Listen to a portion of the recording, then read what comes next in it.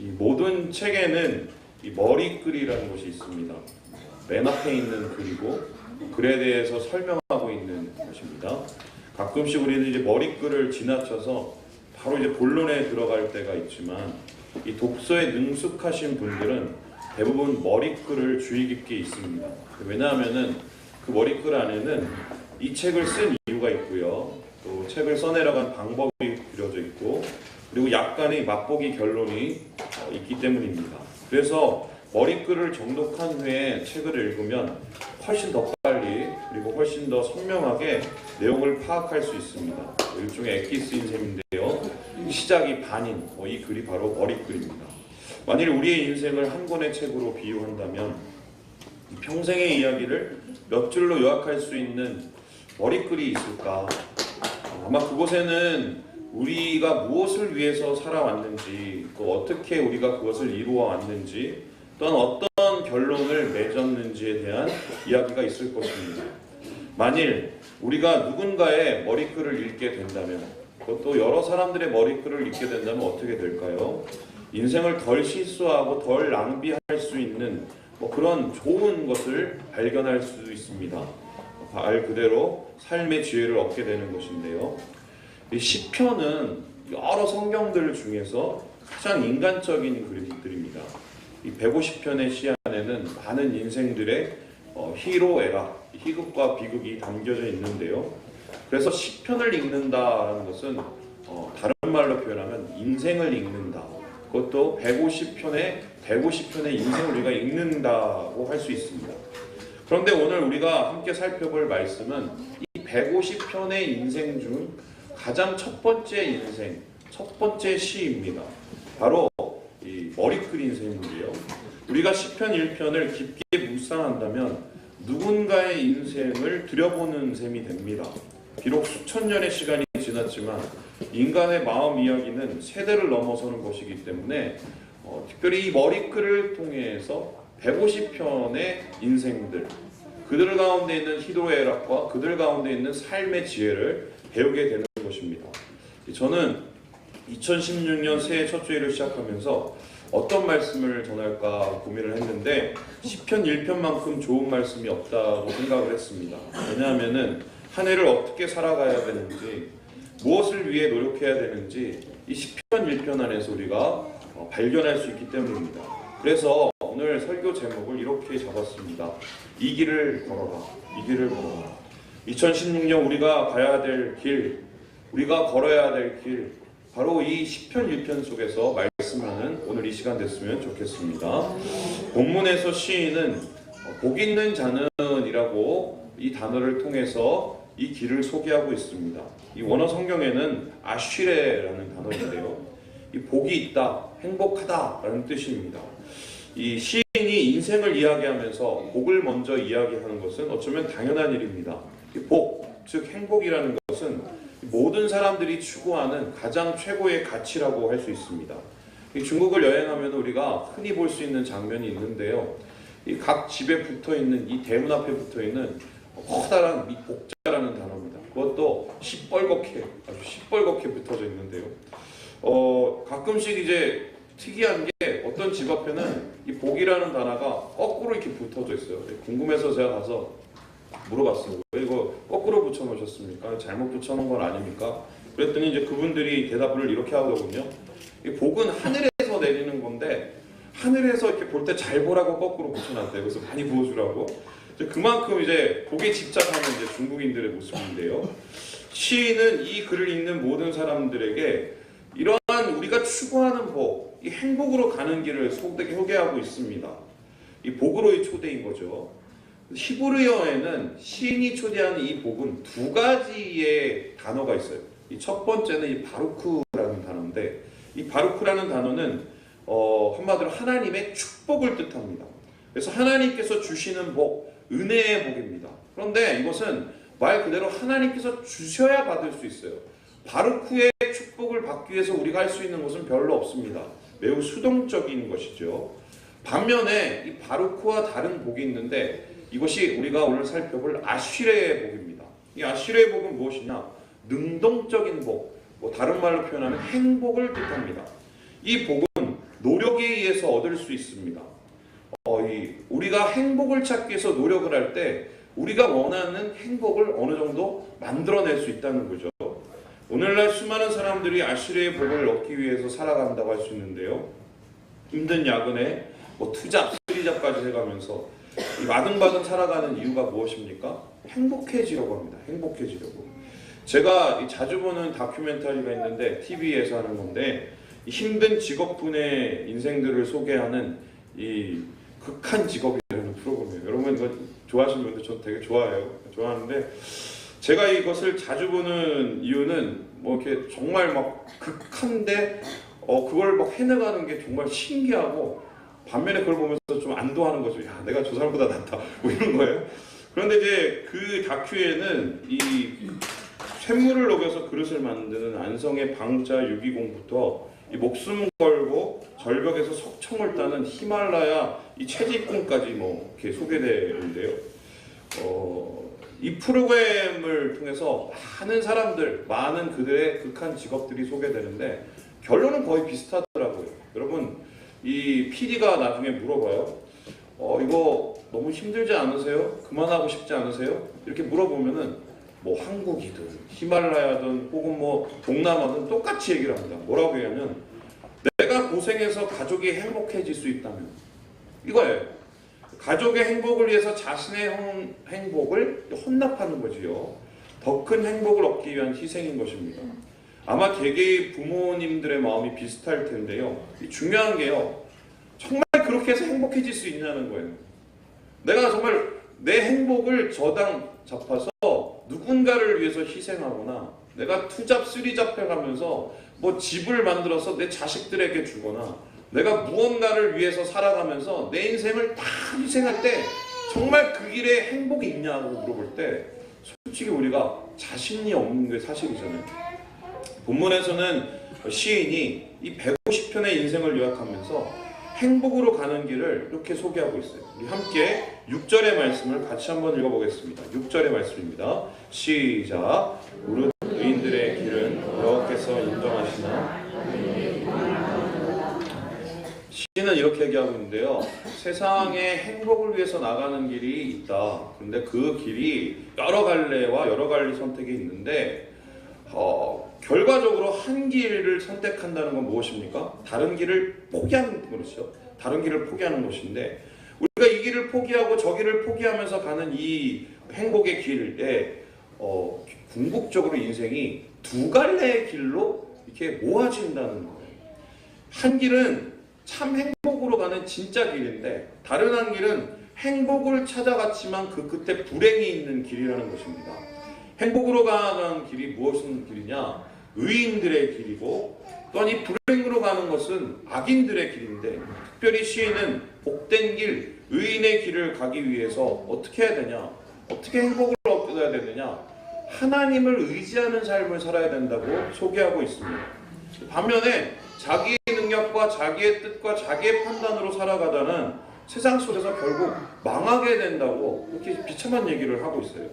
이 시인의 메시지를 들으면서 저는 매우 유치하지만 진지한 질문을 던져보게 되는데요. 정말 그럴까? 정말 그럴까? 목사로서는 좀 어울리지 않는 얘기 같은데 우리는 세상 가운데 살아가면서 하나님 의지하면서 살아가면서 그리스도인으로 살아가면서 우리가 행복만을 느끼는 것은 아니잖아요. 오히려 힘들고 어려움이 우리 가운데 얼마나 많이 있습니까? 올해가 이제 병신년인데요. 이 때로는 신앙생활을 하고 믿음을 지키면서 살아가다 보면 제 모습이 병신같이 느껴질 때가 있습니다. 저는 남자니까 병신년은 아니죠. 물론 이제 예수 믿고 이 복받아 잘 사는 사람도 있는데 이 반면에 예수 잘 믿어도 여전히 힘들고 어렵게 사시는 분들이 의외로 많아요. 예수 믿으면 죄를 지어도 더 욕을 받잖아요. 뿐만 아닙니다. 이모저모로 불편한 것이 한두 가지가 아니에요. 해야 될 것 또한 하지 말아야 될 것이 있죠. 이 불행까지는 아니지만 예수 믿는 것은 불편한 것은 사실이에요. 그뿐만이 아닙니다. 진짜 예수를 제대로 믿으면 어떻게 되는 줄 아세요, 여러분? 오늘 새해 첫날에 선물을 끼워 안겨드리는데 정말 외로워져요.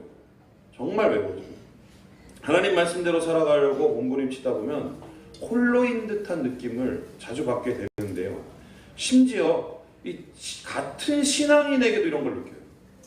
같은 신앙인을 보면서 나 혼자인가? 외롭지? 막 이런 생각을 느껴요.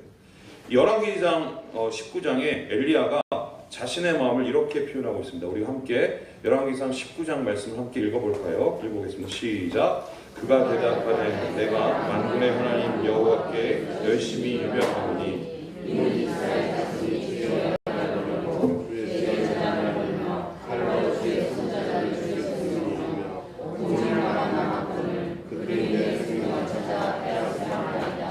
구약의 모든 선지자들 중에 엘리야만큼 하나님을 위해서 살아간 사람은 없습니다. 의인의 길을 걸으려고 아둥바둥한 사람도 없고요. 그런데 오늘 엘리야가 19장에 맞이한 상황은 최소한 시편 1편에서 얘기하는 의인의 행복과는 차이가 있는 듯합니다. 하나님의 뜻에 유별난 열심을 내었던 그는 지금 혼자 남았습니다. 죽음의 위험마저 다가옵니다. 이것이 시인이 말하는 의인의 길인가, 행복의 길인가? 좀 의아하죠. 지독한 외로움, 행복과는 동떨어진 공허한 얘기처럼 우리가 들려집니다. 그렇다면 질문해봅니다.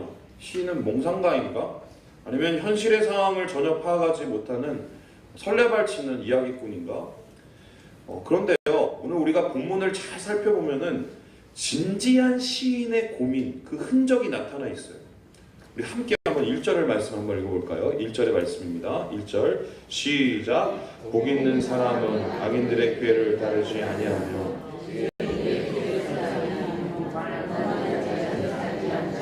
여러분 이 흔적이 보이세요? 잘 보면 보여요.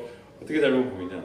오늘 복 있는 사람과 복이 없는 불행한 사람에 대해서 얘기를 하면서 복 있는 사람은 지금 어떻게 해요?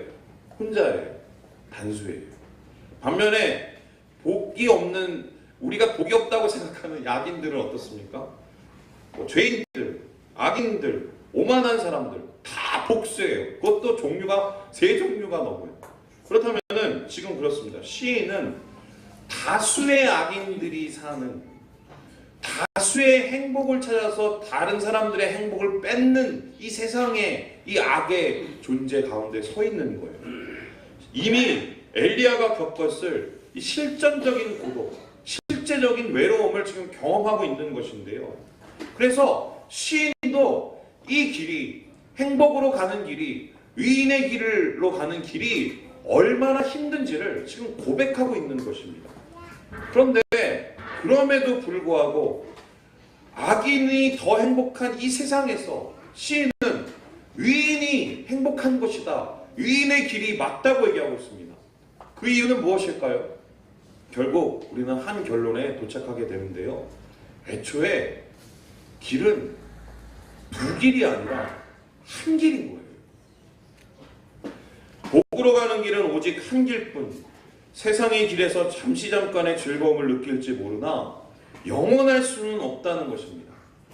오히려 잠깐 즐겼던 그 쾌락과 그 즐거움 때문에 더 큰 고통과 괴로움이 우리의 눈앞에 서게 된다는 것이죠. 좋습니다. 조금 억울한 면은 없지 않지만 어차피 들어선 길 끝까지 가봐야 되는데요. 그러면은 이 행복의 길, 의인의 길, 힘들지만 가야 되는 이 길을 살기 위해서 제대로 된 행복, 영원한 복을 누리기 위해서 우리는 어떤 태도로 살아가야 되는가, 어떻게 선택을 해야 되는가. 저는 오늘 말씀을 통해서 참 행복으로 나아가는 이 방법을 세 가지의 태도로 정리하고 싶습니다. 우리 함께 우리 4절의 말씀을 함께 같이 한번 읽어보겠습니다. 4절의 말씀입니다. 시작. 악인들은 그렇지 아니하며 2016년 한 해 진정으로 행복해지기 위해서 다시 실패하는 실수를 저지르지 않기 위해서 우리가 첫째로 선택해야 되는 삶의 태도는 무엇일까요? 한번 보여드릴까요? 첫 번째 삶의 태도, 우리 한번 읽어봅시다. 시작. 빠른 속도가 아닌 바른 방향에 초점을 맞추라. 본문에서 시인은 악인과 그 의인을 두 그림으로 비교하고 있는데요. 악인은 바람에 나는 겨고 의인은 시냇가에 심은 나무라고 얘기하고 있습니다. 여러분, 바람에 나는 겨는 민첩합니다. 하지만 방향이 일정치가 않아요. 바람 가는 대로 움직이고 재빠르게 옮길 뿐입니다. 마치 시류에 영합하는 세상 사람들과 비슷한데요. 반면에 시냇가에 심은 나무는 어떻습니까? 답답해요. 느립니다. 둔합니다. 사람으로 표현하자면 융통성도 없고 매우 수동적으로 보이는 사람입니다. 그러나 이 나무들의 특징이 무엇입니까? 일정한 방향을 가지고 있어요. 계속해서 하늘을 향해 잎사귀를 펼치고 그 다음에 땅을 향해 뿌리를 내리고 있습니다. 그는 끊임없이 운동하고 있습니다. 혁명을 합니다. 하나님을 향해, 내면을 향해, 말씀을 향해 끊임없이 몸부림치고 있습니다. 왜인가요? 그곳에 생수의 근원이 있기 때문입니다. 두 그림의 차이는 결국 끝에 있습니다. 5절에서 시인은 얘기하고 있어요. 아기는 망한다. 끝에는 아무것도 없다. 바람에 나는 겨는 아무것도 거두지 못합니다. 반면 시냇가에 심은 나무는 어떻습니까? 철을 따라 열매를 맺는다. 왜 그럴까요? 이유는 단순합니다. 방향에 초점을 맞추었기 때문이에요. 인생의 행복은 속도에 의해서 주어지는 것이 아닙니다. 여러분, 우리가 인터넷이 지금 굉장히 빠른 나라라는 거 여러분 아시죠? 그런데 이 굉장히 빠른 나라라는 것을 어떻게 우리가 알게 되냐면 지금 조금만 나서 미국이나 또 더 멀리 가서 프랑스를 가보면요, 이렇게 세상에 답답한 인터넷 속도는 없어요. 이미 우리는 이 몇십 배의 이 빠름을 경험하고 있는데, 여러분 질문을 해보겠습니다. 행복하세요?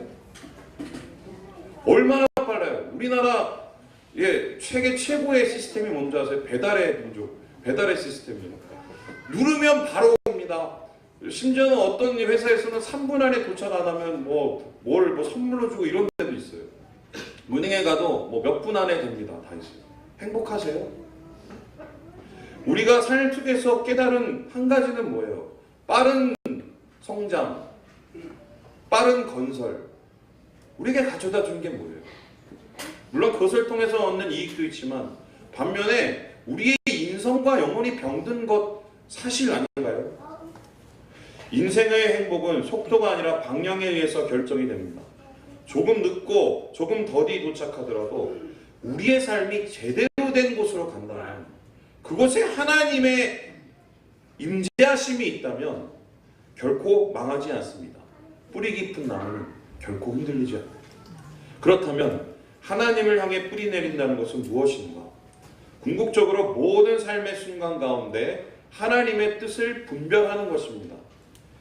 하나님이 나에게 원하시는 삶을 매 순간, 매 시간, 매 공간 가운데 생각하고 그 뜻을 이루기 위해서 노력하는 삶이지요. 그 뜻대로 살아가는 것입니다. 그런데 제가 이렇게 얘기하고 나면 꼭 저한테 이렇게 질문하시는 분이 있어요. 목사님, 너무 원론적인 얘기 아닌가요? 구체적으로 얘기해 주세요. 구체적으로. 제가 그래서 오늘 여러분에게 아주 구체적으로 얘기를 하나 해줄게요. 하나님 앞에 뿌리 내리는 삶, 우리의 삶이 방향에 초점이 맞춰지는 이 대표적인 삶이 뭐냐? 여러분, 새해 바른 방향에 초점을 맞추기 위해서 반드시 붙들어야 될 것 하나를 저한테 물어보시면 저는 단연코 이렇게 얘기할 수 있어요. 예배예요. 예배. 새해에는 주일 성수에 목숨을 거셔야 됩니다. 하나님을 예배하는 것에 가장 소중한 가치를 두셔야 돼요. 그 이상도 그 이하도 없습니다. 예배를 방해하는 것은 어떤 이유든 간에 우리가 버려야 될 선택들입니다. 출애굽한 이스라엘 백성에게 하나님께서 제일 먼저 요구하시는 것이 무엇인가요? 나 외에 다른 신을 두지 말라. 바로 예배에 대한 부분이었어요. 예배는 무엇입니까? 하나님의 사랑이에요. 하나님을 사랑하는 가장 극적인 방법입니다. 예배는 무엇입니까? 하나님을 향해서 뿌리 내리는 삶입니다. 우리의 방향이 주님 앞에 맞추어지는 리셋을 하는 시간들이에요. 그래서 우리는요, 올 한 해 다른 것은 몰라도 예배의 목숨을 걸어야 돼요. 우리 옆 형제 우리 자매들에게 한번 이렇게 얘기해볼까요? 예배의 목숨을 겁시다. 네, 하나님의 은혜를 누리시기 바랍니다. 그렇다면 좋습니다. 빠른 속도가 아니라 바른 방향, 예배로 나아간다. 주의 뜻을 위해서 산다. 그렇다면 두 번째에 이 행복을 누리기 위한 삶의 태도는 무엇인가? 한번 우리 소개해 주시겠어요? 한번 읽어볼게요. 시작. 값싼 성공이 아닌 값진 성찰에 맺힌다. 우리 함께 2절의 말씀을 같이 한번 읽어보겠습니다. 2절의 말씀입니다. 시작. 오직 여호와의 율법을 즐거워하여. 제가 이스라엘 여행 갔을 때 가장 기억에 남는 곳 중에 하나가 바로 헤브론의 막벨라굴이었습니다. 막벨라굴에는 무엇이 있냐면 아브라함의 묘가 있어요. 근데 이 아브라함의 묘에 유대교, 이슬람, 또 이 기독교 같은 이 세 종교가 이곳을 지키고 있습니다. 그만큼 함께 공유하고 있는 중요한 성지인데요. 여기서 저는 아주 재미있는 광경을 목격했습니다. 바로 유대인의 아버지, 이슬람의 아버지, 또한 기독교의 믿음의 뿌리라고 할 수 있는 아브라함의 묘 앞에서 무엇인가를 손에 쥐고 계속해서 몸을 앞뒤로 막 왔다 갔다 하면서 웅얼거리고 있는 머리를 딴 이 정통 유대인들의 모습이었어요. 신기해서 그 사람을 계속해서 쳐다봤는데 제가 보는 이 시선에도 불구하고 아랑곳하지 않고 계속해서 왔다 갔다 하면서 뭘 웅얼거려요. 나중에 이제 옆에 있는 분한테 물었어요. 지금 뭐 하는 거예요? 물어봤더니 손에 쥔 크지도 않아요. 요만한 게 이 토라라는 거예요. 그 토라가 뭐냐면은 이 모세의 오경, 하나님의 말씀의 요약이라고 할 수 있는 이 율법입니다. 근데 이 율법을 이 앞뒤로 해가면서 어쩌면 거의 한 2-3시간씩 그걸 읽고 있어요. 그 다음에 어떻게 하느냐, 그 사람이 끝나고 나면 다른 사람하고 터치를 하고 또 앞에서 읽고, 이게 24시간 거기에서 이 율법 읽기가 진행이 된대요. 제가 그것을 보면서 느낀 게 있어요. 야, 주야로 묵상한다는 것은 어떤 것일까? 저는 막 그 묵상한다는 게 주님의 말씀을 쫙 보면서 그래, 하나님의 사랑, 그래서 이런 고면한 이런 것으로 생각을 했는데요. 이 살펴보면요, 오늘 묵상한다는 이 단어가요 다른 뜻이에요. 우리 함께 한번 볼까요? 이 1절에 2절에 보면은 묵상하는도다 하고 1이라고 이렇게 이 괄호가 있죠. 이게 엄수신 성경은 나쁜 성경이고 이게 있는 성경은 좋은 성경인데요. 자, 그 밑에 보면 이렇게 부른다. 히라고 있죠. 히라고 맨 밑에요. 작은 소리로 읊조리다. 이 묵상한다는 이 하가어라는 단어는요, 으르렁거리다, 신음하다라는 뜻입니다. 보통 이 단어는 짐승들한테 사용하는데 사자가 으르렁대거나 새가 울거나 할 때 쓰는 단어입니다. 근데 하가가 사람에게 사용될 때는 뭐냐? 슬퍼한다, 계속해서 웅얼거린다, 이런 뜻이에요. 우리가 낯선 곳을 여행할 때 우리가 꼭 필요한 것이 있습니다. 뭐죠? 바로 여행에 모든 정보가 있는 가이드북입니다. 그래서 유럽에 갈 때마다 항상 한국 사람이 들고 다니는 노란 책이 있는데요. 어디를 간다, 파리를 간다, 이런 책을 들고 다녀요. 그러면 거기에서 거의 한국 사람이 만나는데도 비슷해요. 왜냐하면 음식점들이 똑같이 소개되고 있는데 거기에 가서 꼭 먹습니다. 그런데 그 매뉴얼 계속해서 들고 다니면서 거기에 있는 지도를 보면서 왔다 갔다 하고 있는데, 여러분, 우리의 인생의 여정을 떠나면서 우리가 이것만은 챙겨야 된다라고 했을 때 그 가이드북은 무엇인가? 바로 하나님의 말씀, 여호와의 율법, 우리의 삶을 인도하는 주님의 말씀입니다.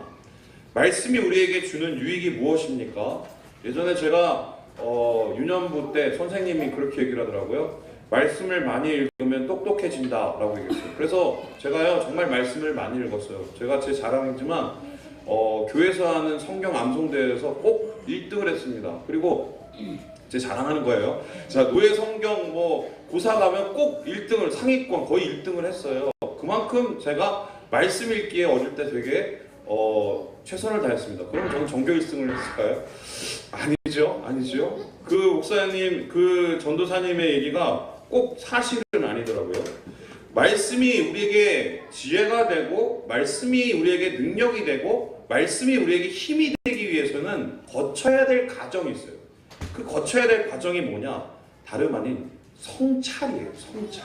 그러니까 말씀을 성찰할 때, 말씀을 통해서 나의 모습을 비추어 볼 때, 나의 삶을 비추어 볼 때, 우리의 삶 속에서 말씀하시는 하나님의 계시의 말씀을 듣게 됩니다. 그것이 바로 성찰이라는 것입니다. 바로 성찰은 말씀 앞에 우리를 비추어 보는 과정인데, 하나님 말씀으로 살아가는 의인은 끊임없이 말씀을 통해 자기 자신을 비추어 봅니다. 그리고 이 말씀을 자기의 삶 가운데 적용을 합니다. 우리가 삶을 살아가면서 유혹을 받는 것이 있습니다. 뭔가요? 눈앞에 있는 성공, 눈앞에 있는 누군가의 이야기, 이렇게 하면 잘 된대, 저렇게 하면 잘 된대, 나를 돈을 좀 꿔줘봐, 나한테 좀 투자해봐, 이렇게 투자해서 대개의 경우는 이제 큰 낭패를 겪는 경우가 있는데, 우리는 그렇습니다. 눈앞에 값싼 성공, 유혹의 손길, 이것을 붙들었을 때 당장은 행복할지 모르지만 우리의 삶이 어떻게 되는지 저는 여러 번 경험을 했어요. 걱정과 염려가 찾아오고 조급해지고 불안해지고 나중에는 일희일비 하더라고요. 일희일비. 성찰은 때로는 성공과는 다른, 내가 생각하는 내 앞에 눈앞에 성공과는 다른 길을 인도할 때가 있어요. 하지만 그 길이 옳을 수밖에 없습니다. 왜인가요? 우리의 시각은 짧지만 말씀을 통해서 주시는 하나님의 시각은 영원하기 때문이에요. 그래서 세대를 넘어선 영원한 가치인 이 말씀을 우리의 말씀 속에, 우리의 마음 속에 비추어 봤을 때 우리는 진정한 성공을 얻게 되는 것입니다. 여러분, 성공하고 싶으세요? 여러분, 인생에서 진정한 승자가 되고 싶으세요? 성공하시기 위해서는 정말 성찰하셔야 돼요. 성공하기 위해서 노력하기보다 성찰을 위해서 매진을 할 때 하나님의 함께 하시는 은혜가 우리 가운데 머물 줄 믿습니다. 우리가 이 새해에 다른 것은 몰라도 예배와 함께, 저는 뭐 다른 우리 제 큐티 목회는 뭡니까 그러면 전 한 가지예요. 큐티 목회예요. 큐티 목회. 새벽에도 큐티, 저녁에도 큐티. 이 말씀 가지고 계속 살아가려고 노력하는데 말씀 묵상에 좀 최선을 다하는 우리 한 해가 됐으면 좋겠습니다. 다시 좀 이렇게 이 말씀 공부도 시작하시고 이 말씀으로 읽는 우리 눈을 우리가 길러낼 때 하나님의 은혜가 우리 가운데 머물 것입니다. 자, 그렇다면 좋습니다. 바른 방향을 찾아라. 좋습니다. 그리고 뿐만 아니라 무엇입니까? 성찰에 투자를 해라. 좋습니다. 그렇다면 마지막으로 우리의 삶 속에서 참된 행복으로 나아가기 위한 세 번째 삶의 태도는 무엇인가? 이것인데요. 한번 띄워주시겠어요? 같이 한번 읽어보겠습니다. 시작! 모든 것을 움직일 수 있는 힘은 확신뿐입니다. 이 바울이요, 큰 고민에 휩싸였습니다. 어떤 고민에 휩싸였느냐? 로마, 그의 최종적인 목표는 로마였어요. 왜냐하면 로마로 가서 그곳에서 주님의 복음이 왕성히 드러나야 그 로마를 통해서 세계 만민들이 하나님의 복음을 받고 누릴 수 있다고 생각했기 때문입니다. 그런데 문제가 뭐냐면 하나님의 성령의 능력으로 성장한 이 로마 교회가 갑자기 어렵고 힘든 상황을 맞이했어요. 왜인가? 다름 아닌 박해가 찾아왔기 때문입니다. 박해가 찾아와서 예수 그리스도를 믿는 사람들을 핍박하고 주님의 교회를 해체시키는 일들이 나타난 거예요. 사람들이 교회를 떠나가고 교회 공동체가 그 뿌리부터 흔들리기 시작합니다. 이에 바울은 고민하기 시작했어요. 어떻게 해야지? 어떻게 하면 교회를 살리지? 어떻게 하면 로마 선교를 성공할까? 어떻게 하면 로마의 교인들을 위로할 수 있을까? 바울이 선택한 한 가지의 방법, 바로 무엇이냐? 로마서 1장의 말씀인데요. 우리 함께 읽어보겠습니다. 1장 17절의 말씀입니다. 시작! 복음에는 하나님의 의가 나타나서 믿음으로 믿음에 이르게 하나니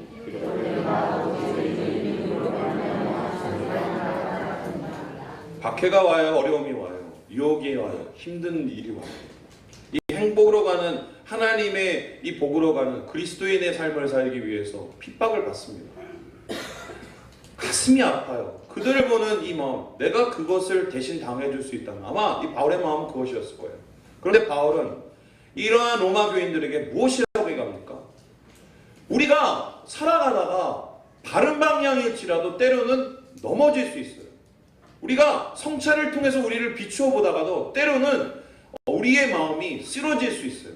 하지만 넘어진 것을 다시 일으키고 쓰러진 곳에서 다시 시작할 수 있는 힘은 무엇입니까? 그 힘은 당한 한 가지예요.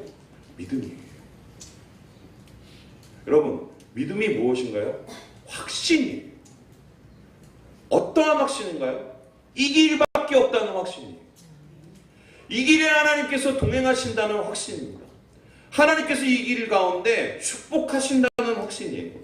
하나님께서 이 길을 가운데 우리의 손을 붙잡으시고 하나님의 행복으로 이끌어 주신다는 그 확신이 바로 믿음인 것입니다. 여러분, 하나님에 대한 확신은 어떠한 상황 속에서도 흔들리지 않습니다. 오히려 그 확신에 우리의 마음을 뿌리내릴 때, 우리가 어려울수록 주님을 향해서 더욱더 바라볼 때 우리의 작은 신음에도 응답하시는 하나님의 은혜를 우리가 맛보는 것 아니겠어요? 여러분, 세상을 살아가면서 2016년 한 해를 살아가면서 우리가 목숨과도 지켜야 될 하나님의 말씀, 우리의 방향을 하나님께 맞춰야 될 이것, 우리가 이것을 이룰 수 있는 거는 믿음의 성장이에요. 믿음의 성장. 믿음이 성장해야 하나님 안에서 우리가 더욱더 주님의 복으로 나아가는 길로 갈 수 있다는 것입니다. 그렇다면 어떻게 하면 믿음이 성장할 수 있을까? 어떻게 하면 내 안에 있는 확신이 더 커질 수 있을까? 어떻게 하면 이 길을 걸어갈 수 있는 능력과 힘을 우리가 받을 수 있을까? 여러분, 믿음은 들음에서 나고요, 들음은 하나님의 말씀에서 난다고 했습니다. 이 들음이라는 것은 하나님의 음성을 듣는 것입니다. 주님의 말씀 앞에 서는 것이고 그 말씀을 나의 것으로 받아들이는 것입니다.